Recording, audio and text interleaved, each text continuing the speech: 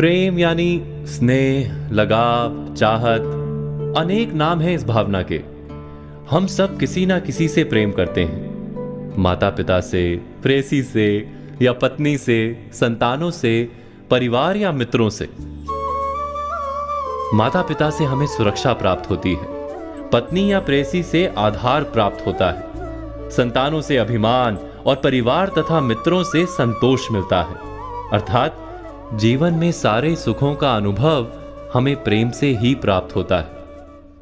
और फिर भी वही प्रेम का संबंध सदा दुख का कारण बन जाता है। ऐसा क्यों होता है? प्रेम का स्वाद भी कभी मीठा तो कभी कड़वा क्यों लगता है? क्या हम वास्तव में प्रेम को समझ ही नहीं पाते?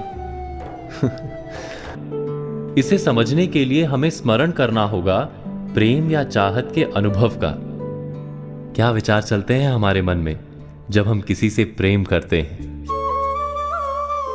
जब गहरे प्रेम का अनुभव होता है तो हम सोचते हैं कि उस व्यक्ति को हम सारा सुख दे दें, सब कुछ दें जो हमारे पास है। बदले में हमें किसी वस्तु की इच्छा नहीं होती। क्या यह सत्य नहीं? जब हम किसी को चाहते हैं तब हम उससे कुछ नहीं चाहते। प्रेम वास्तव में उस संबंध को कहा जाता है जिस संबंध से हमें कोई आशा, कोई चाह, कोई मांग ना हो। जैसे ही कोई मांग मन में प्रवेश करती है, वैसे ही प्रेम हृदय से विलुप्त हो जाता है, चला जाता है। जैसे रोग के कारण जीभ मैली हो जाती है और मीठा फल कड़वा लगता है। आशा, इच्छा, चाह या मांग, इन सब के कारण मन को मैला कर देते हैं और मीठा प्रतीत होने वाला प्रेम भी कड़वा बन जाता है। अर्थात प्रेम उस संबंध का नाम है जिसमें कोई मांग नहीं। प्रेम की बात करते ही साथ विचार आता है घृणा का। घृणा का अनुभव किसने नहीं किया? किसी व्यक्ति का नाम सुनते ही मन में कड़वाहट आ जाए, हमारे अंतर में इच्छा जागे कि उस व्यक्ति का सर्वनाश हो। वही तो घृणा है ना? उसी व्यक्ति ने हमारे प्रेम को ठुकराया, हमारी कोई संपत्ति चुराई अथवा कारोबार में हमें धोखा दिया।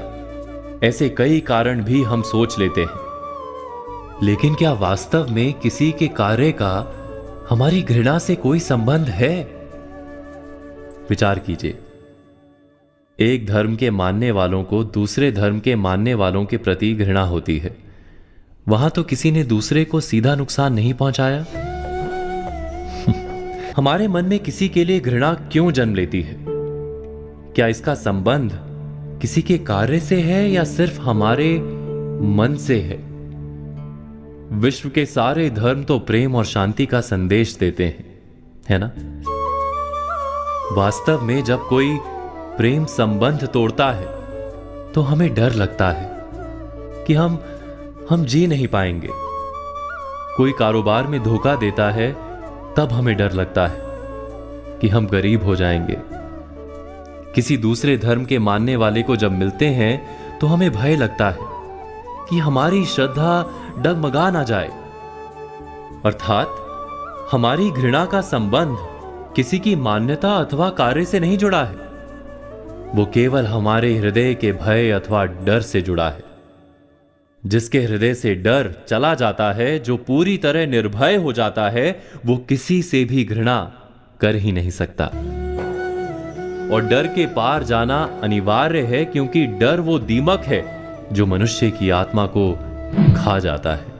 इस सब पर आप चिंतन, मनन, विचार अवश्य कीजिएगा।